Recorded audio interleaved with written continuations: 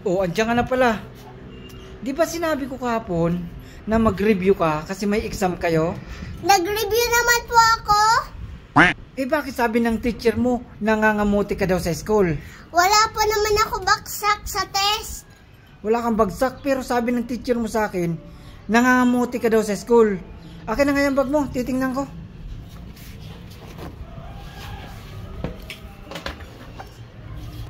Ikaw titingnan ko tong bag mo. Hindi ka talaga nag-aaral ng maayos. Baka totoo yung sinasabi ng teacher mo. Oh. Ano to? Kamuti to Sabi na nga tama nga ang teacher mo. Nangangamuti ka lang sa school.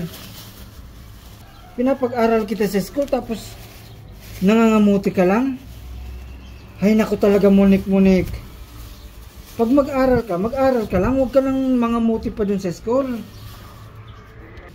Para po may merienda po tayo, Dad.